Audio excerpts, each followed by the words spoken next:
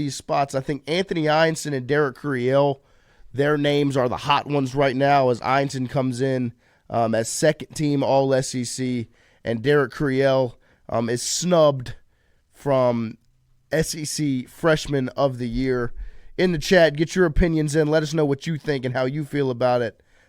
Obviously, we have been very much pushing for Derek Curiel to be the Freshman of the Year, and I thought it was going to be a relatively easy decision. I mean, when you really break it down, I understand both sides of the coin because I don't want to take away from what's the Texas pitcher's name? Valantis? Is that his name? Who won the award? I don't want to take away from his season and what he's done. I mean, Game of Thrones was a long time ago. Because Dylan Valantis is the name. Because he is a very talented player and had a very successful season. But he's a closer, right? You know, he pitches occasionally. Like, he's not an everyday guy. He's not a starting pitcher. He's not an everyday player. Derek Curiel came in as a freshman. And am I biased? Obviously. Because I've sat here and watched him. Came in as a freshman. As a leadoff guy. And the everyday left fielder for the number one team in the country as the season came to an end. The number one team in the country. This is a guy that plays every single day, hits every single time his name comes up in the order. He is an everyday player. And to me, I feel like that holds more weight than a closer, a reliever that's not going to pitch every game, and not going to pitch extended amount of innings. Now, is he put in high leverage situations? Yes. He's put in spots where he has to be successful to get the job done. Obviously. Derek Curiel is put in a position to fail a lot more than Valantis is and continues to succeed.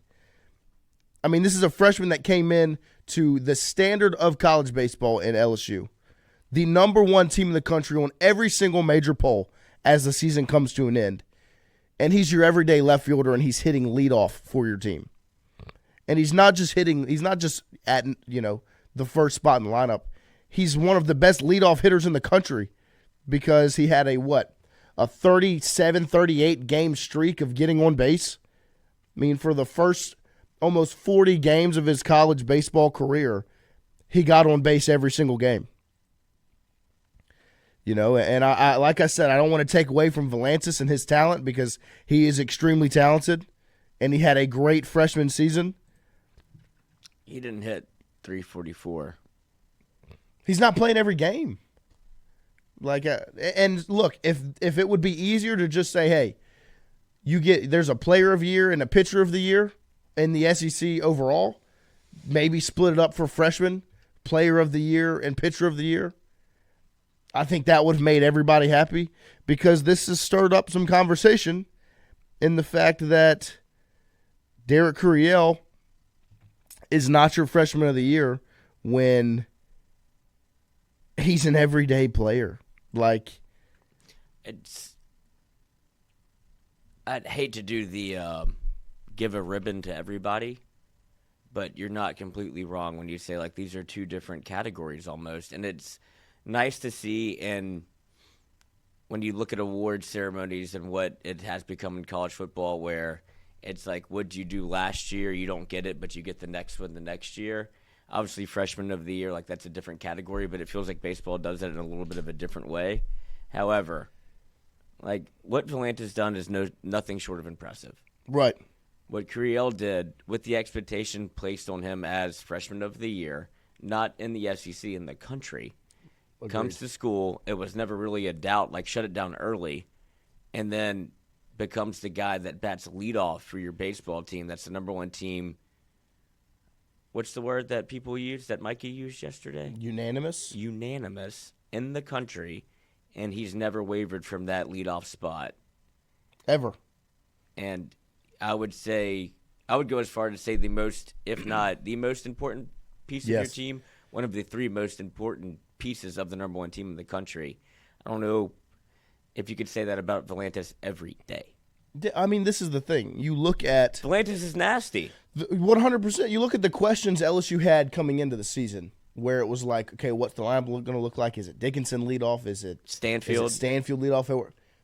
Where's Curiel really work into this lineup? So many questions. I didn't even have Curiel in my starting nine. Like, I just didn't think a freshman was going to come in. What does he do against left-handed pitching? That's been all the discussion the right? last few days. But he comes in, he answers so many questions for what your lineup's going to look like and what your team's constructed. He changed the arc of your season. Yes, like it was all up for discussion prior to the season. We were talking about all of it before the season started. Is it Dickinson? Is it Milam? Is it Stanfield? How do you construct this lineup? Where does Bear Jones fit in? How do you? The second week in the season, you figured out, okay, we got our 1-2 punch figured out. Curiel gets on base every single game, and you can just put Bear Jones behind him. And then you can figure it out behind Bear Jones. And then now Stanfield slides in, becomes the best 9-hole hitter in the country. Is the key. Like, you found somebody that you like. I know people use the term like double leadoff a ton. It doesn't bear more weight than it does with this team. And having a guy like Stanfield batting 9, who's hitting 360 in SEC play, a guy that you went and plucked from Auburn, where it was he can't hit, he can field. And Jay has a propensity to find guys like this, whether it be Michael Broswell, who was hitting 280 at South Carolina. He commits to you while you're in Omaha. You get a shortstop, and then you get Chris Stanfield, who people are like, oh, let's see it.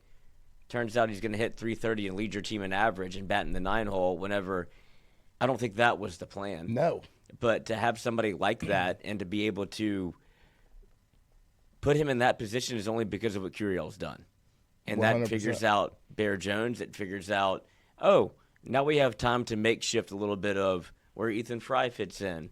Where does Jake Brown fit in? Where do, some of these guys that you need a bat behind your biggest power hitter in Bear Jones, now it becomes, this is a little bit easier to manufacture because without it, you just plug Bear Jones into the 4-hole.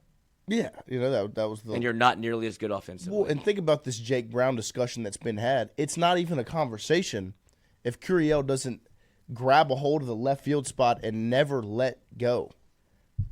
Because there's no conversation. If that doesn't happen, I mean, Josh Pearson's probably your left fielder and Jake Brown's in right.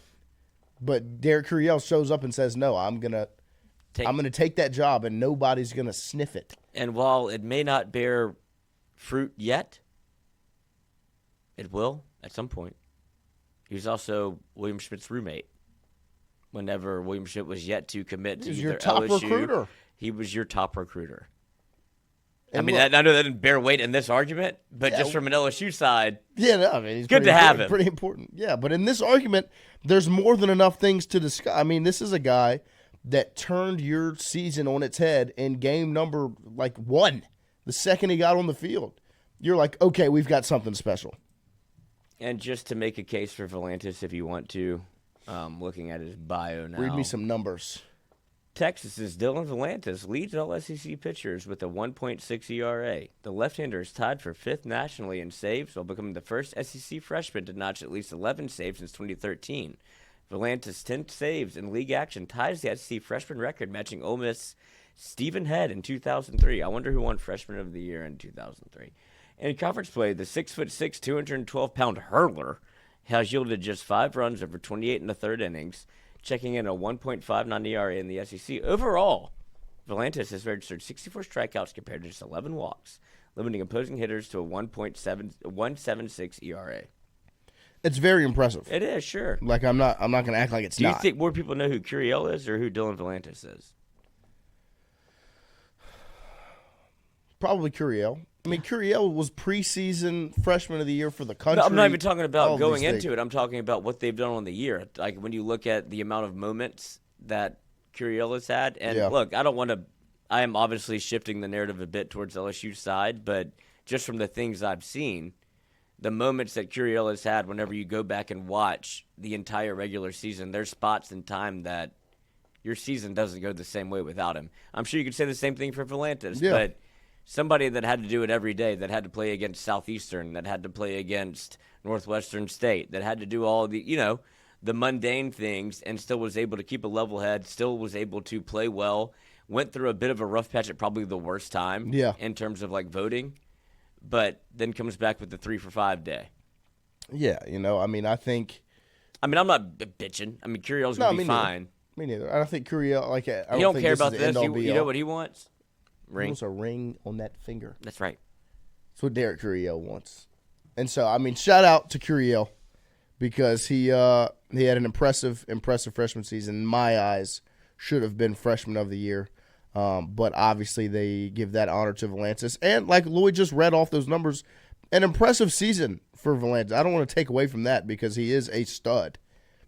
I just feel like a little more weight should be given to the guy that's going out there and doing it every single day rather than a reliever / closer.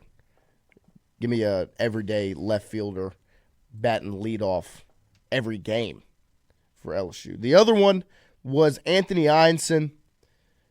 A lot of people felt like he should have been first team All SEC, and rightfully so. The numbers on Eyanson's season were pretty impressive.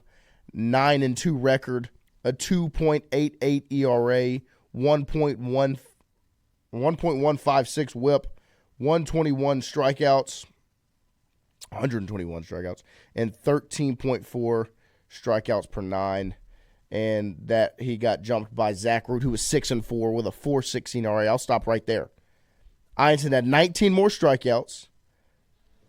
ERA that was basically 2 points lower. I mean, 4.16 versus 2.88.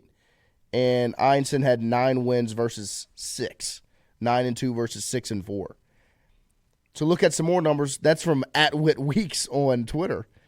To look at some more numbers, @NBA Tiger Boy, shout out. Gave you some more numbers for reference. Eyanson, like I said, 9-2 win-loss record, 121 strikeouts with a 2.88 ERA. Liam Doyle, the stud, the ace from Tennessee, who won Pitcher of the Year, had a 2.72 ERA, so just 0.1 points better than Eyanson, a 9-3 win-loss record, and 137 strikeouts. Pretty comparable numbers between Eyanson and Doyle, the Pitcher of the Year. But Zach Root gets SEC first team over Anthony Eyanson. Look, Eyanson absolutely raised his level of play throughout the year, especially once you got into conference play. And so to me, LSU should have had 2 first-team starting pitchers because they have 2 aces. They have 2 stars. They have 2 of the best pitchers in the country in Cade Anderson and Anthony Eyanson. And when you really break down these numbers and look at it, you wonder how Anthony Eyanson got looked over. And to me, it comes down to the fact that I guess just because he's not a Friday guy. Like, do you think that title bears that much weight of like, well, if you're not the Friday guy for your team, are you really at that level? I think it goes like good on good.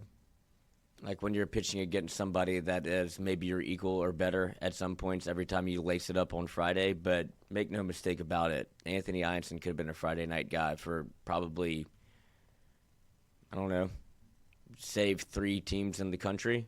Yeah. And it's hard to fault him for performing the way he did on Saturday. You're still facing the same lineup. And if your offense performs or if it doesn't really matter because he's shoving. And so if he pitched on Friday, I don't think his numbers would change all that much. No, I agree. I think it. Because this filth plays. Yeah. Whether it's Friday, Saturday, Sunday, Monday, Tuesday, Wednesday, Thursday, in the backyard, it don't matter if it's July 4th. That shit is nasty. And who's this team in the batter's box? Is that Arkansas? They call on the Hogs. Who was touted the best lineup in baseball? He was and he straight just filth. Absolutely ripped them apart. Like, look at that. I mean, just sit back and enjoy it, everybody. I mean, that's first team stuff, my friend. Whatever. But we're not going to harp on it too much because LSU buckled. Will be playing baseball again on Friday. And I think you'll see both of these guys get an opportunity